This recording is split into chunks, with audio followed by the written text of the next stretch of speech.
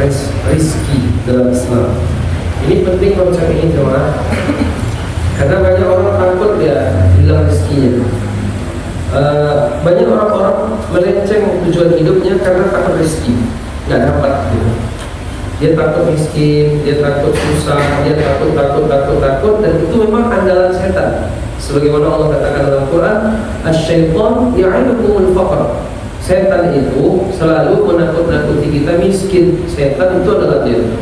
Sehingga banyak orang tua menyekolahkan anak, biarlah anak tadi sekolah Ustaz, lalu dia dapat kerja nanti tamat, tidak salat subuh dia 4 tahun tak apa-apa, yang penting dia dapat kerja nanti. Dengan harapan apa? Jangan sampai nggak dapat bagian rezeki. Karena rezeki itu kan pembahasannya beda sendiri loh. Maka Bapak Ibu jemaah yang dimuliakan Allah SWT, malam ini kita akan membahas konsep rezeki dalam Islam itu ada 6. Tolong Bapak Ibu simak. Mudah-mudahan nanti menjadi bahan bagi kita dalam mengarungi kehidupan. Meskipun Bapak Ibu saya rasa untuk mengarungi kehidupan ini dari yang sisa, dari yang dilewati, banyak yang dilewati udah ya Bu. Yang sisa berapa lagi ya kan? Cuman tidak apa-apa lah, kita tetap memahami konsep rezeki yang benar menurut agama itu bagaimana. Kita buka dengan surat Al-Muzammil ayat 20 Bapak Ibu. Allah berfirman, "A'udzu billahi minasyaitonir rajim. 'Alima an sayakunu minkum marḍā wa akharun yuqatiluna yadribuna fil ardi yabtaghuna min fadlillah wa akharun yuqatiluna fi sabilillah." Kata Allah, Allah tahu di antara kita ini ada orang-orang yang dalam keadaan sakit. Allah tahu. Dan Allah juga tahu sebagian dari kita yang mereka lagi mencari nafkah di muka bumi, mencari karunia Allah. Dan Allah tahu ada juga yang lagi berjihad membela agama, seperti di Palestina.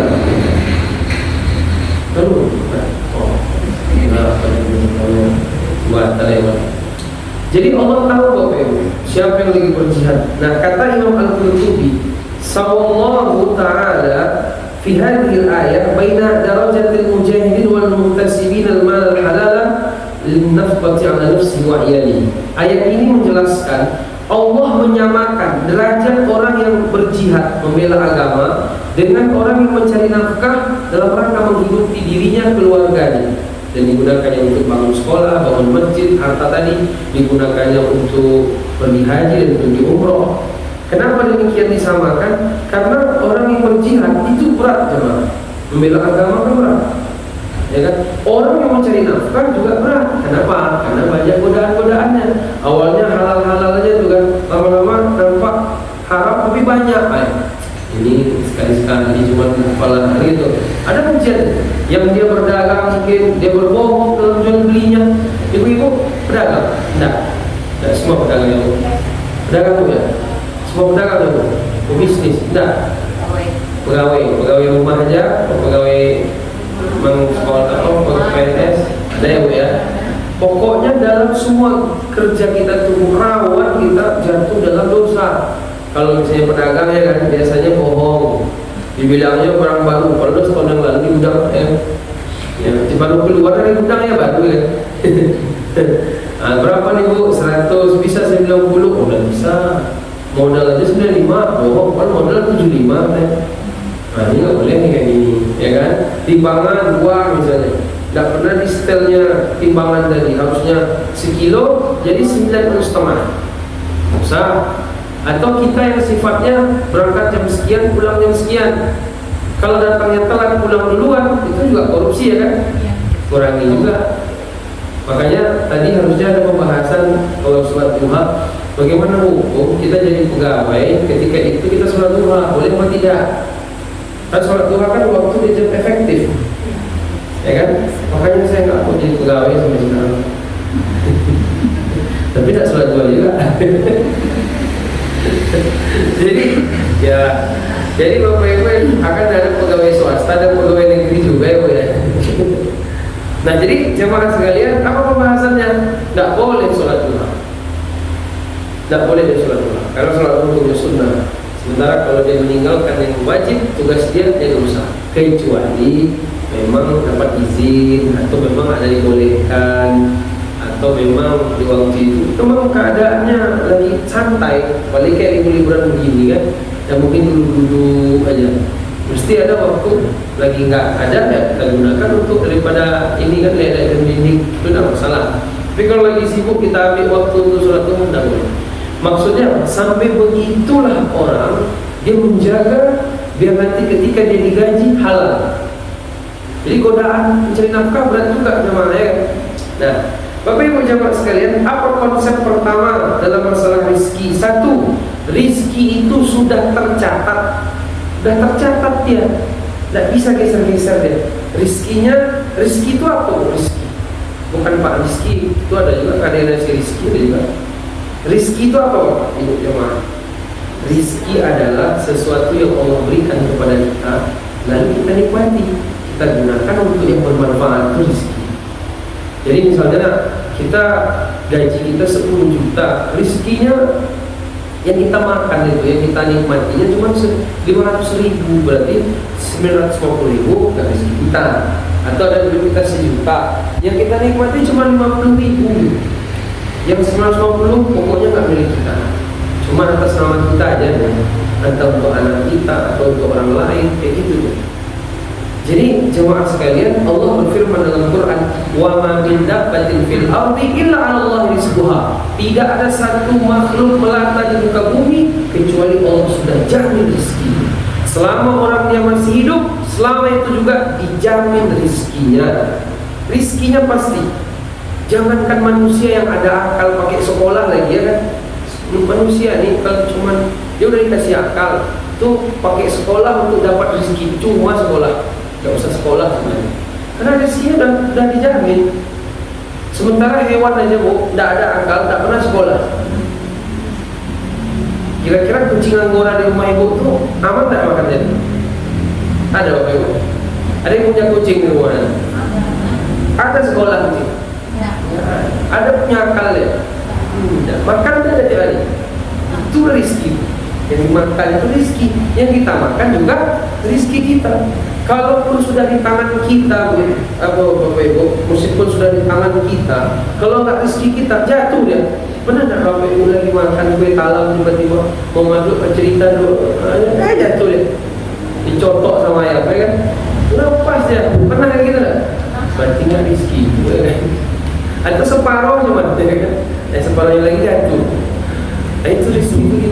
Jadi jemaah, semua yang ada di bumi ini, makhluk melata, mau yang bodoh, mau yang gila, mau yang enggak gila, semuanya dijamin rezeki. Itu dulu konsepnya.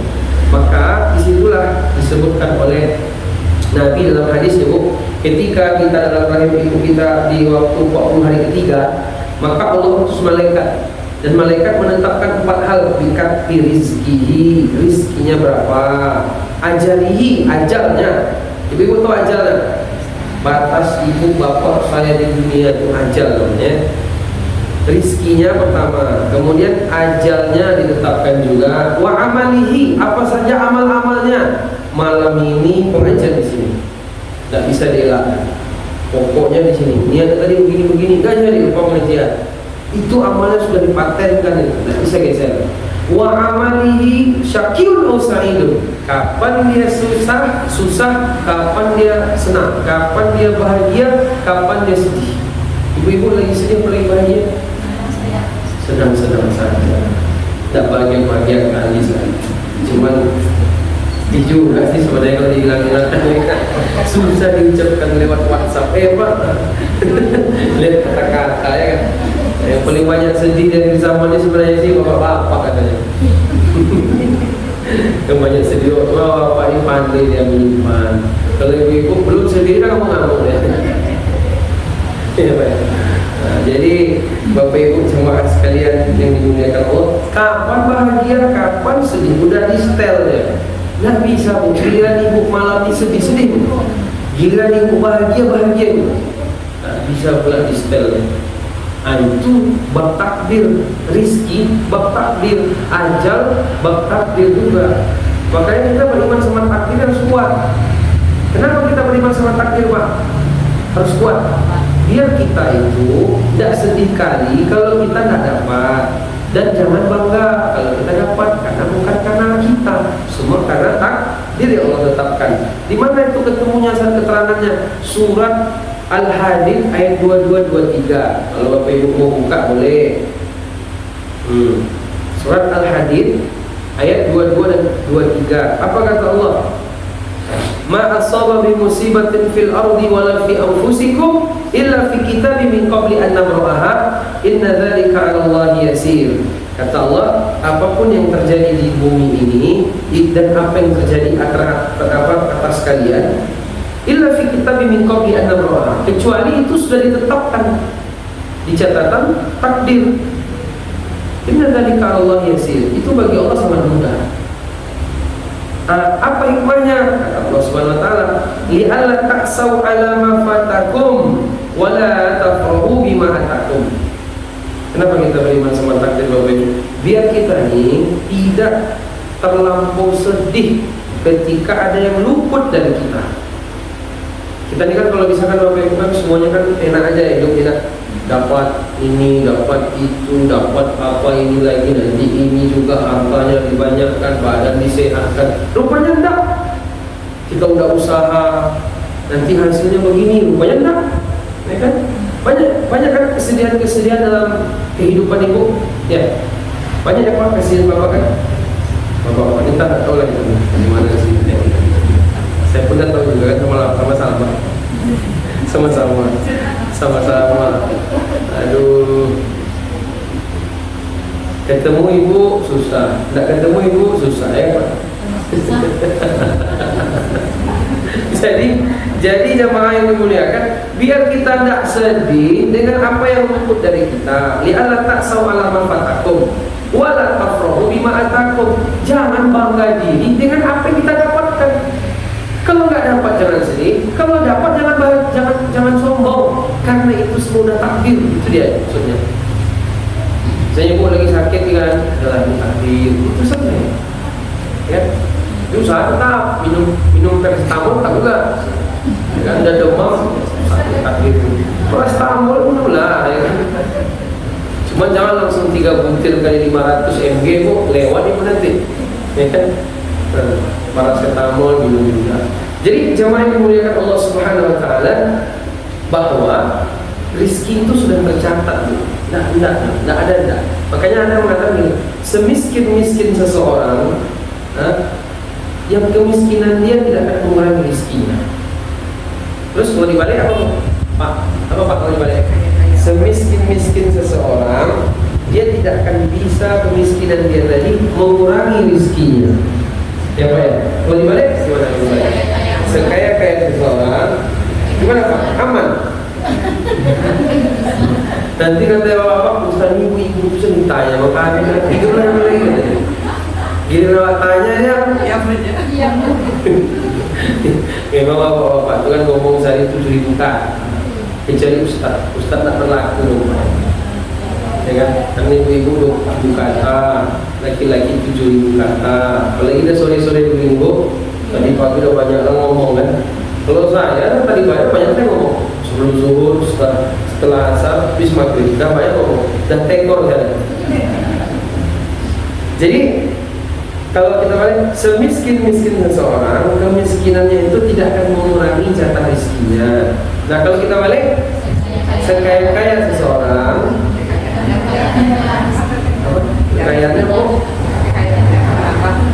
Kekayaannya tidak akan melampaui rezekinya. Iya. Tanya sama orang kaya, semenjak duit dia 2 triliun, emang makan dia lontong 10 piring pagi. Justru saya perhatikan orang kalau makin kaya, makannya makin dikit. Nah, kok bisa gitu ya? Banyak pantangnya. Kalau orang nggak punya duit, pantangnya 2, pantang nampak, pantang sedikit. Kalau orang kaya, pantangnya satu cuma memang pantang nggak boleh makan. Rizkinya segitu, memang rizkinya segitu. Ada orang di mana itu di Arab Saudi, saya mungkin pernah ceritakan kisah nyata. Dia kaya udah mas, orang kaya. Dia tuh punya sawit mana ada sawit. Kurma kan mirip juga. Kalau dipandang mirip, pas gigit patah gigi tak. Kalau dia punya kurma itu jamaah itu ratusan hektar ribuan.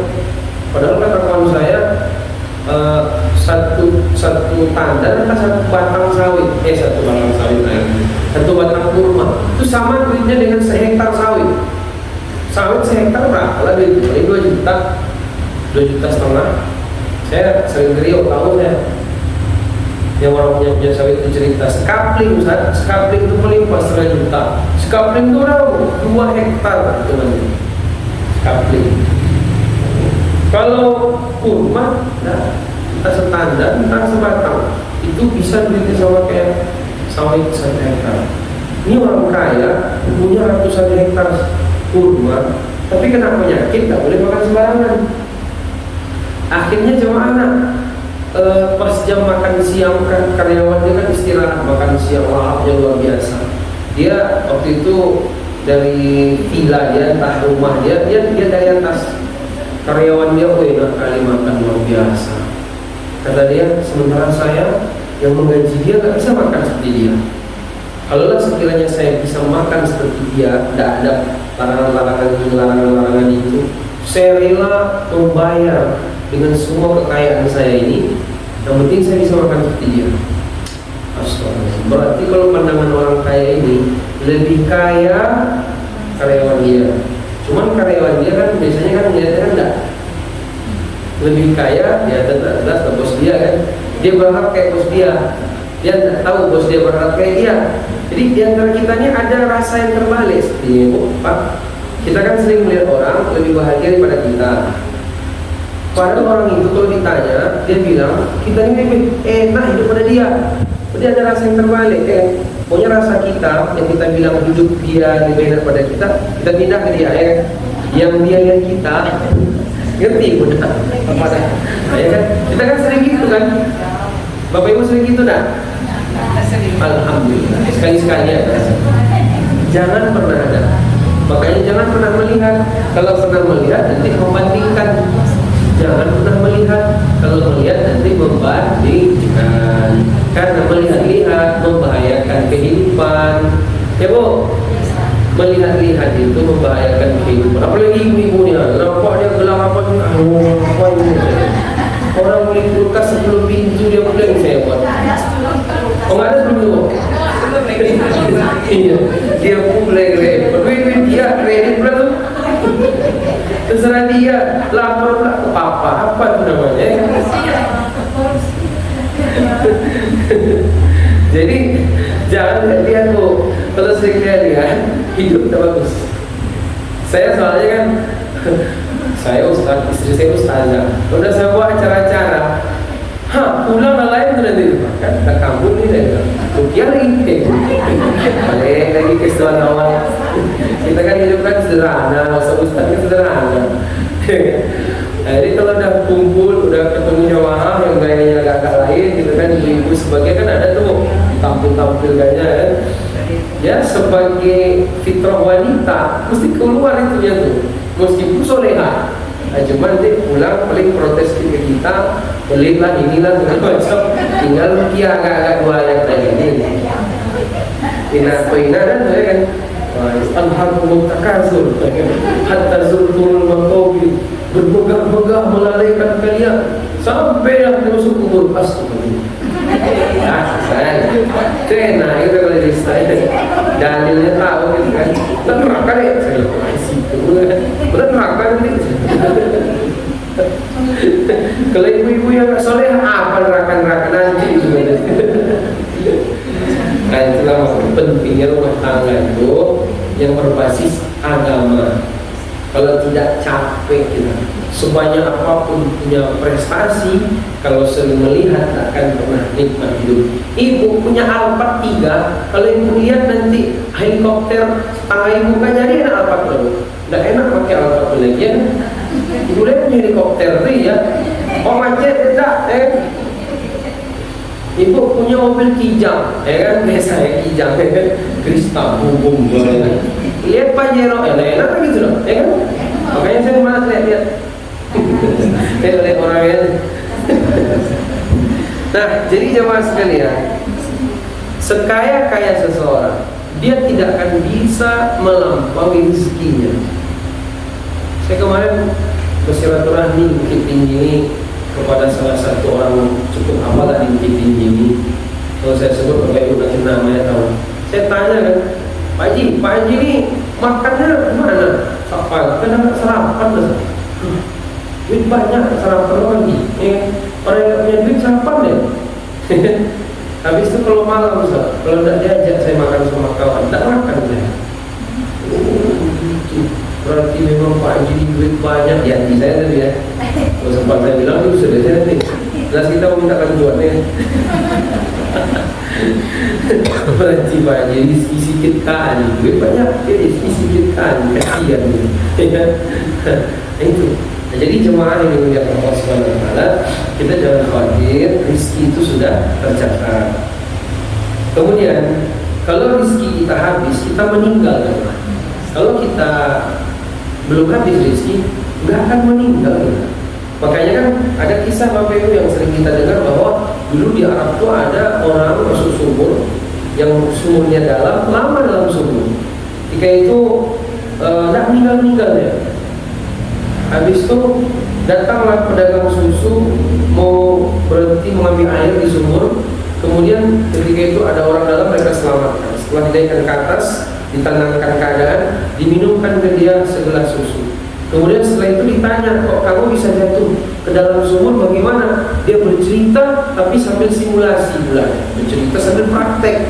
Lagi musim-musim simulasi nih ya kan. Akhirnya jatuh lagi yang kedua kali, dia pun meninggal dunia. Kata ulama, apa sebab dia kok tadi tak mati ya? Karena tak bisa dia mati sebelum dia minum dulu. Kayak gitu. Jadi kalau memang takdirnya mati di sumur nih, cuma malaikat mau dicabut tak boleh, karena masih ada segala susu lagi rezeki dia. Kalau begitu gimana solusinya? Balik dari atas. Kalau balik itu harus pakai sunnatullah kan.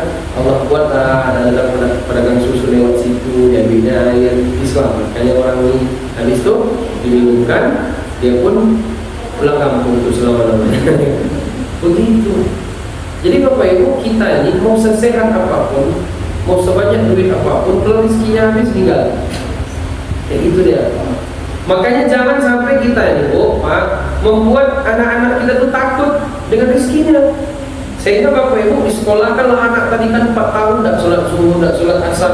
Karena pikiran dia yang penting, nanti saya habis ini, begini, harus ini. Rezekinya akan lewat dari apa yang ditakdirkan. Ya kan? Kalaupun duit dia banyak tapi nggak bisa dinikmatinya apa gunanya? Justru hisabnya dari kiamat besar. Cuma bukan berarti kita meninggalkan usaha. Maka konsep kedua, meskipun sudah ditakdirkan untuk memperoleh rezeki, tetap dibutuhkan usahanya, usaha. Karena harus ada sebab akibat. Tapi terkadang nggak ada sebab akibat bisa juga, ya nggak? Nggak ada sebab akibat bisa juga. Orang kalau mau kenyang makan, tapi bisa juga kalau Allah berkehendak tidak makan dia kenyang bisa. Tapi kan jarang-jarang kayak gitu ya udah. Dan saya rasa Bapak Ibu belum pernah kayak gitu lah. Belum lagi ya. Bisa coba sekali-sekali 3 hari dah makan, mana tahu ada tiba-tiba lapar gitu. Tiba-tiba kenyang aja. Nah, jadi jamaah yang dimuliakan Allah Subhanahu wa taala, konsep kedua bukan berarti kita meninggalkan usaha. Ini kan bab takdir Bapak Ibu, bab takdir. Takdir ini ada 2 kelompok yang salah memahami takdir. Yang pertama namanya kelompok Jabariyah. Yang ini pemalas nanti akhirnya mereka. Yang satu lagi Qadariyah. Yang akhirnya mereka stres. Kaum yang stres ini akhirnya. Yang ini kaum pemalas. Jabariyah ini gimana Bu Pak? Jabariyah nih Pak, dia meyakini apa? Pokoknya rezeki itu sudah tercatat, kita tidur-tidur aja datang sendiri gitu. Berzikir-berzikirlah kerja kita terus, tak usah usaha, tidur aja sampai naik samamu. Nanti akan ada bantuan datang. Ya iyalah, ada sakit ya, ada apa itu dah datang bantuan, kena infus lagi. Ini akhirnya apa? Malas, karena memahami takdir tanpa usaha itu. Dia pokoknya itu rezeki udah kayak gitu, kita nggak usah usaha, kita nggak usah usaha, nanti datang sendiri. Kadang-kadang memang datang kan, kadang-kadang duduk-duduk kita datang bubur kan. Kita siapin nanti bubur, tiba-tiba ada kan. Ini akhirnya apa? Malas. Yang satu lagi kebalikan, Allah nggak ikut-ikut, nggak ada takdir-takdiran, nggak ada rezeki-rezeki dicatat. Kita semua, kita harus latihan, kita harus training itu. Oh semua kita, Allah nggak usah ikut-ikut. Usaha tidak akan mengkhianati hasil. Stres lah gitu ya. Rupanya udah usaha ya, ya apa sih? Jadi sekarang pertanyaannya, mana lebih banyak Pak? Yang pertama, kedua, lebih banyak malas atau lebih banyak stres orang sekarang? Bisa lebih banyak dua-duanya jawabannya. Lebih banyak. Itu salah satu ya. Ini misalnya lebih banyak, ini banyak, lebih. Mana lebih banyak? Yang stres orang sekarang banyak. Dia nggak melibatkan Allah dalam usaha-usahanya, atau yang memang dia tuh pokoknya semuanya Allah. Kita ini seperti air di daun talas, kita seperti boneka yang digeser-geser, diangkat sana angkat sini. Kita seperti orang bergetar, tidak bisa menguasai diri. Akhirnya malas ya. Jabariyah, yang ini Qadariyah, dia stres. Ada mengandalkan selalu kehebatan akal dia, kemampuan dia, pengalaman dia. Akhirnya gagal dan stres. Mana yang banyak? Stres sampai pemalas? Stres. Saya perhatikan stres. Banyak. Pemalasnya banyak juga. Cuman banyak juga orang pengen cari kerja kan ketemu kan katanya. Nah yang udah kerja nih stres dia. Karena nggak melibatkan Allah. Di puncak karirnya di situ kan sendiri ya orang. Lucu. Ini nggak bisa kayak gini. Yang satu usaha tanpa tawakal, yang ini tawakalnya full, usahanya ada, itu meleset ya. Dua-duanya ini meleset. Tapi mana yang paling banyak? Sepertinya hari ini yang stres. Makanya banyak anak-anak stres sekarang. Banyak orang-orang stres sekarang. Udah usaha nggak berhasil. Tapi katanya usaha mengkhianati, tidak mengkhianati hasil. Mana benar itu? Kalimat kayak gitu tuh tidak tepat juga tuh, karena usaha banyak yang tidak sesuai dengan hasil. Dan ada juga sih usaha sesuai dengan hasil, ya kan? Nah, jadi jemaah, kita tetap usaha. Cuman usaha tadi kadang-kadang sesuai dengan hasil, kadang-kadang tidak. Yang jelas usaha itu diperintahkan. Dan usaha itu ibadah. Ibadah dia, usaha itu ibadah. Kita yakin rezeki sudah dicatat. Cuman kan kita nggak tahu rezeki kita seberapa. Bapak Ibu tahu rezekinya besok berapa? Nggak tahu. Maka usaha aja. Terkadang dia datang karena usaha, terkadang enggak pula usaha datang ya. Ada orang Bapak Ibu, dia dulu miskin, susah, lalu dia pun belajar. Setelah dia belajar sama atasan dia, bos dia dari Pak, akhirnya bisa dia ahli strategi di bidang bisnis apa segala macam, kaya dia. Udah kaya berapa tahun, miskin lagi dia jatuh. Ada kayak gitu? Di mana tuh? Pokoknya di bumi dan seisinya ya. Ada kayak gitu, ada di kampung saya ada. Kayak miskin, itu pakai ilmu ilmu bisnis yang dipelajari tadi lah. Oh rupanya naik dia. Ditanya, bapak kok bisa kaya? Itulah kemarin saya begini segala macam. Ada berapa tahun miskin lagi dah. Lah bapak dah bisa mempertahankan kayak bapak, tapi udah belajar. Udah saya coba semua upaya-upaya tuh. Udah saya ini udah juga. Udah bangkrut sekarang. Nah itu. Jadi ternyata kalau kita kaji jamaah, kaya miskin itu adalah pilihan Allah. Ada orang kerja keras, miskin terus dia sampai mati. Ada orang kerja keras, kaya dia karena kerja keras tadi. Ada orang santai-santai dia Bapak Ibu, santai-santai dia Pak, kaya dia. Rupanya dia ada orang kaya. Kita jajan orang kaya. Ada orang kaya sih ya. Waris dia rupanya. Kalau kita kan perintis, ya kan? Bapak Ibu tahu itu namanya perintis. Perintis, kasihan sekali. Berhasil namanya. Namanya pengusaha. Pengusaha itu berusaha mati-matian, ya kan? Pengusaha. Tapi kalau ustaz-ustaz ini berusaha kayaknya nggak berat juga. Ada guru saya 10 kali dia buka usaha, 10 kali gagal. Sibuk ceramah. Kayaknya paling kita tahu sama saya ini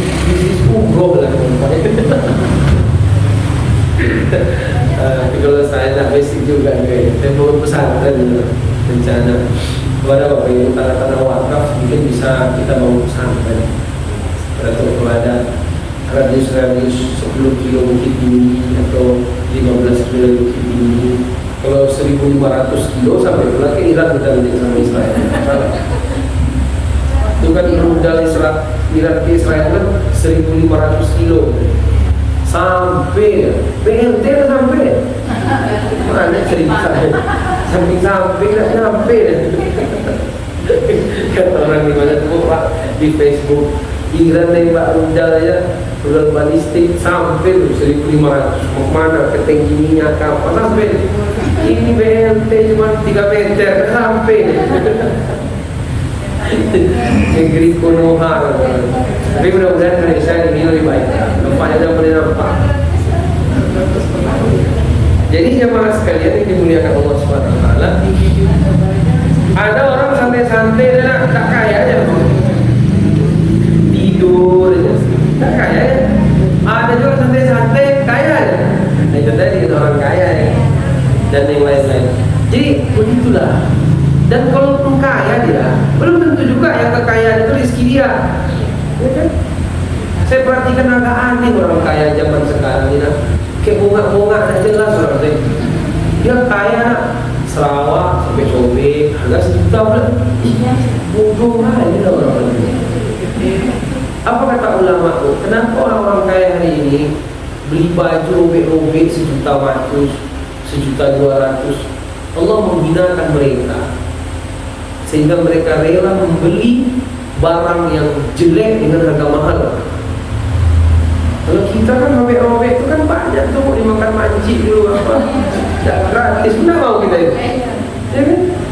Karena kesuliman orang kaya yang nggak mau bayar zakat, nggak mau mereka digunakannya harta untuk riba, untuk membuka bisnis-bisnis yang membuat orang jauh dari Allah. Itu kecuali orang-orang kaya yang memang Allah jaga. Dan juga di Bukit Tinggi ini mungkin insya Allah orang kayanya saya perhatikan soleh lah, insya Allah. Karena memang tempat kita ini kan tempat soleh ya kan.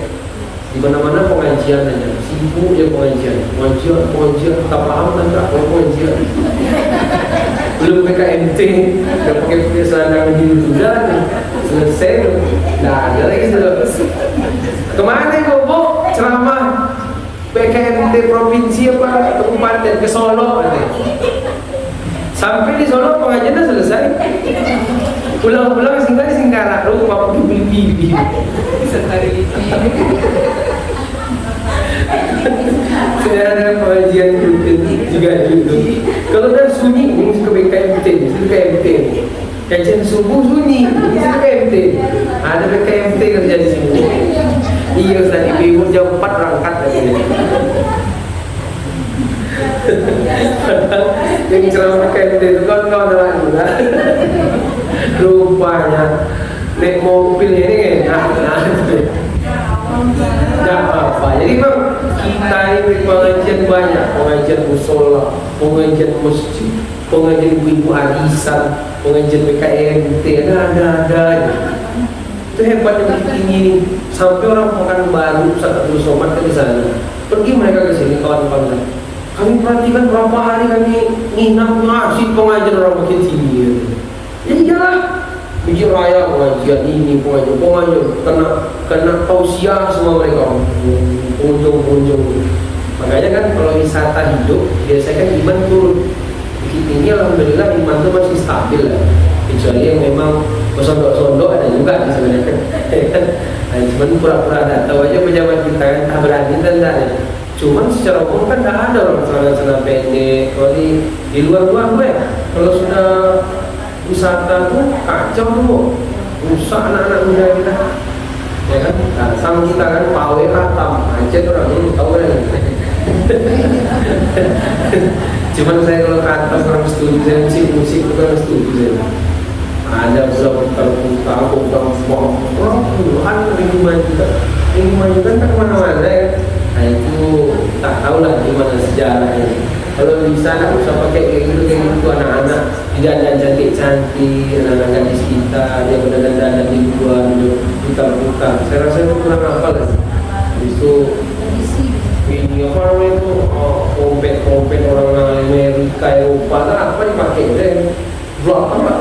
kulit Quran, alif lam mim yasin, ya kan?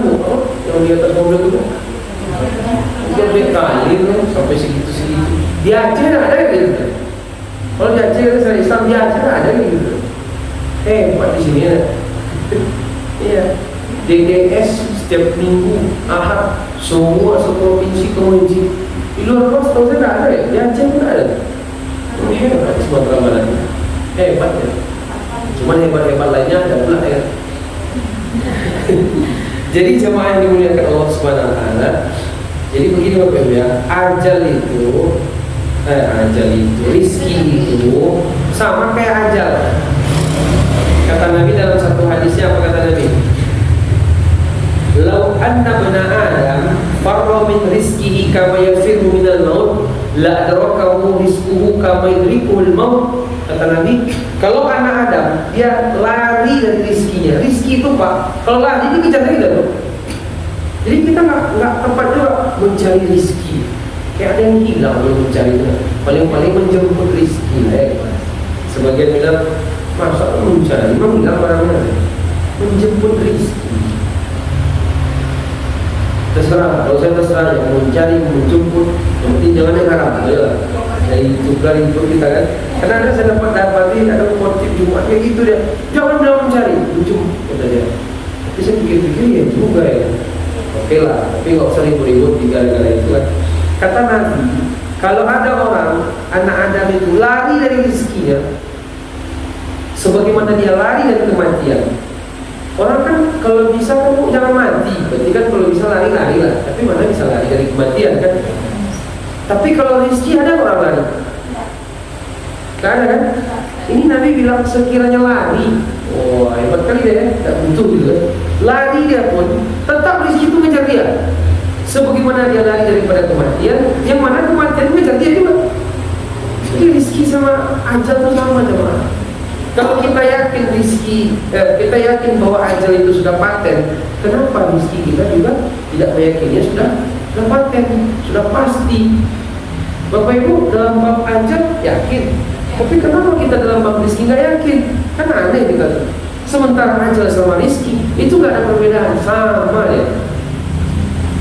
Makanya jemaah, meskipun ajal kita sudah yakin ajal sudah ditentukan, tapi kan Bapak Ibu kan tetap aja kan Bapak Ibu jaga kesehatan ya kan, dengan tidak makan yang sembarangan, tidak makan yang apa namanya ini yang banyak penyakit apa itu ya kan, olahraga, jogging, ya kan, main sepatu apa ibu apa ada olahraga ada ya. Ada ya olahraga, tapi jangan senam depan umum ibu, haram untuknya senam depan umum, tidak boleh hukumnya. Ibu-ibu gini-gini di belakang ada bapak 65 umurnya baru sembuh 3 hari stroke lagi, tidak boleh itu. Kayak di apa itu kan banyak tuari anak kacau tidak boleh. Ibu senam di rumah aja, senam di rumah. Tidak boleh senam-senam depan umum, itu tidak boleh hukumnya, haram karena menampakkan untuk tubuh segala macam. Bapak-bapak di belakang itu pura-pura gak ngerti dia, ada saya bilang. Nah, jadi ini penting. Makanya bapak-bapak pun jangan izinkan ibu-ibu untuk senam, ya, tidak boleh. Nah, jamaah yang dimuliakan, begitu ketika kita yakin bahwa ajal sudah pasti, tapi kita kan tetap saja menjaga makanan, kemudian olahraga, habis itu apalah gitu. Begitu pula rezeki, kalau kita sudah yakin rezeki, tapi bukan berarti kita meninggalkan usaha. Meskipun kadang-kadang ya banyak orang udah dijaga-jaganya kesehatan, terakhir kena juga sakit. Ada juga orang sembarangan aja, nggak tahu, nggak cuci tangan, nggak ada, apa nggak ada, makan apa, gosok gigi nggak ada, ada sakit ya. Ada orang merokok, ada mati dia. Aduh sekali kena asap orang langsung pada saat meninggal, ya kan? Kayak gitu ya, ada aja kayak gitu. Biar, tapi kebanyakan orang kan yang nggak menjaga kesehatan kan mati dulu gitu. Tapi kalau orang yang menjaga kesehatan, kata dia itu agak lawan gitu. Umumnya begitu, tapi tidak jadi patokan kan. Ketika ajal seperti itu, kita tetap menjaga kesehatan. Begitu juga rezeki, kita yakin, tapi kita tetap menjemput berusaha tadi rezeki tadi. Nah, begitu dia jemaah.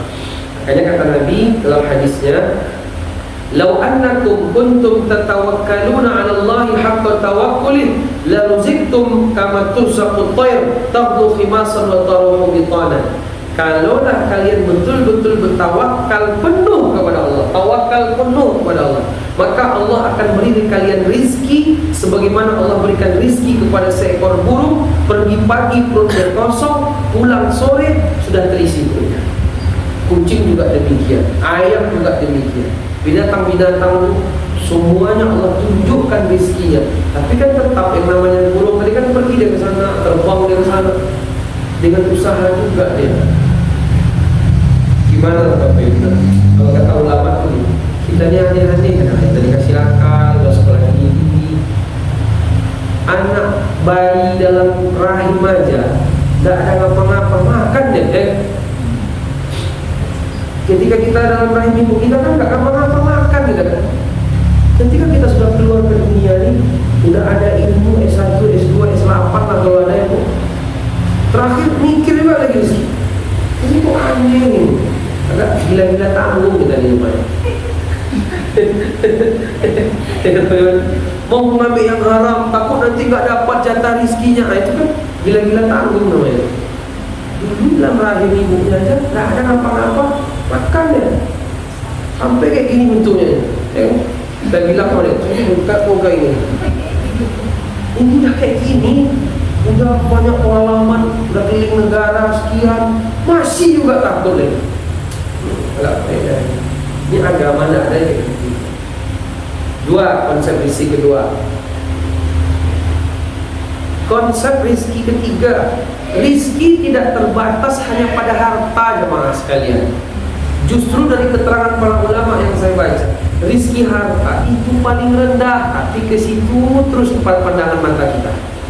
Kalau kata Syekh Muntawali Asy'arawi itu adna rizki paling bawah itu harta, rizki paling tinggi itu sehat, rizki yang paling utama anak yang soleh. Bapak Ibu anaknya soleh apa enggak? Soleh-solehan. Tapi kadang-kadang soleh, kadang-kadang tidak. Soleh-soleha. Soleh-solehan agak lain tuh, main-mainan ya kan. Presiden-presidenan ya kan. Kalau soleh-soleha alhamdulillah. Yang gawatnya kan tidak soleh, nggak sholat maghrib, nggak sholat subuh, boleh perempuan buka-buka aurat, pakaian ketat-ketat, tidak mau pakai pakaian longgar. Habis itu dia buka aurat, habis itu melawan sama orang tua, tidak berbakti ke orang tua dimasukkan ke panti jompo, ya kan? Anaknya nggak mau mengurus orang tuanya, banyak yang gitu sekarang. Dikasih 2 juta sebulan. Nanti mama kirimnya rekeningnya. Ada. Anak yang soleh itu ternyata kata beliau rizki yang paling utama daripada sehat, mengalahkan sehat.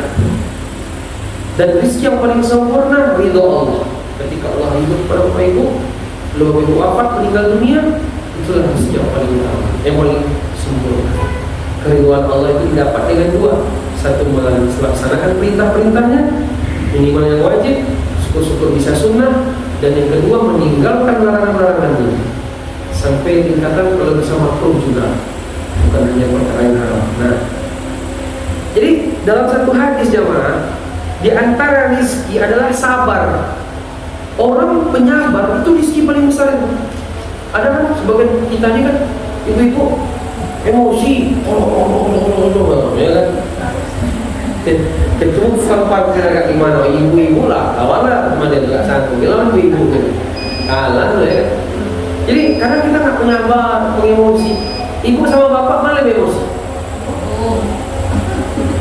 Biasanya sih kalau ibunya agak pengemosi, bapaknya penyabar. Biasanya kalau bapaknya pengemosi, ibunya penyabar. Kalau dua-duanya penyabar, nggak jadi rumah tangga itu. Udah habis token baru tak diisinya token. Atau dua-duanya mau meribut. Wah itu per 2 hari beli piring baru tuh. Makanya disarankan pakai piring besi ya, biar nggak sering. Jadi biasanya pasangan itu kenapa kok yang satu agak penyabar, yang satu agak susah sabar, keras. Ya, yang ini kalau ini yang keras, lembut, saya kayak gitu. Ya tuh, Bu, betul. Kok bisa ya? Betul aja ya. Ini bapak-bapak ini kalau saya lihat saya ini yang agak banyak sabar nih. Kayak ibunya udah banyak sabar nih. Disabar-sabarkan Ustaz. Nah, jadi kata Nabi, wa ma u'tiya ahadun ata'an khairan wa awsa' min as-sabr. Tidak ada pemberian yang lebih besar dan lebih luas Allah berikan kepada seseorang melebihi yang paling besar sabar. Orang penyabar itu rizki. Ibu kalau punya anak penyabar rizki. Kadang-kadang anak dengan mama minta ini, enggak mengamuk-ngamuk ya. Kalau anak kecil mungkin manja ya. Udah gede kayak gitu juga ya. Ujian itu. Tapi kalau ibu punya anak laki-laki dan perempuan penyabar, ya maaf, rizki itu. Rizki itu banyak. Rizki harta, rizki sehat, rizki waktu, rizki aman. Banyak rizki itu zaman. Tapi kita selama ini selalu melihat rizki itu yang paling bawah. Apa itu? Harta. Bapak Ibu saya tanya, duit banyak, tapi sakit-sakit. Dengan duitnya pas-pasan, tapi sehat. Pilih mana? Sehat. Duit banyak, sehat juga kan? Saya tanya lagi tadi. Ini kan mau membandingkan duit sama sehat ceritanya tadi. Malah dikawankan dia berdua. Betul, sehat sama duit banyak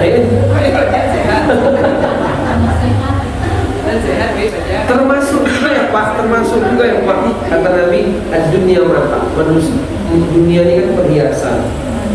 Kita punya mobil itu perhiasan, rumah juga perhiasan. Tapi sebaik-baik perhiasan dari semua perhiasan adalah ibu-ibu yang solehah, bukan bapak-bapak yang soleh. Nah, itu kata dunia mata, wa khairu mata dunia mar'atun solehah. Kalau bapak-bapak punya istri yang solehah, itu mengalahkan sehat, mengalahkan harta banyak, mengalahkan jabatan.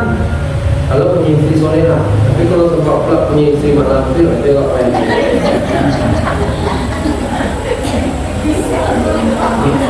Biarlah maksipir dia saja, salah maksipir. Nah itu. Jadi Bapak Ibu, itu konsep rizki ketiga. Jadi rizki ini banyak, ada sehat, ada harta, ada anak soleh, ada istri solehah, dan banyak hal. Masih ada 3 rizki lain, dan 3 konsep rizki lain. Nanti kalau tidak lupa saya nanti kita bahas lanjutan. Kalau tidak besok kita sholat Jumat ini kita bahas itu. Jadi itu ya Bapak Ibu konsep rizkinya. Insyaallah kita selesaikan lah enak. Makanya kalau kita selesaikan lah enak pula hidupnya. Ayo kan. Jadi kita kan ada. Jadi waktu kita udah ditentukan dari jam 7 sampai jam 3 sekolah. Kemudian ada keperluan. Misalnya keperluan dibagi. Contoh keperluannya keperluan ada oleh keluarga. Jadi kita udah mengajarnya sampai jam 10 udah beres semuanya. Tapi waktunya ditentukan pemerintah jam 3 mulai di sana. Dan keperluan kita pergi. Boleh pada izin teman atau kepala sekolah izin. Jadi kalau nggak ada keluarga sama teman ada. Jadi kita kembali jam 3 lagi. Maka kita korupsi waktu atau gimana? Orang kalau punya seperti itu. Oke.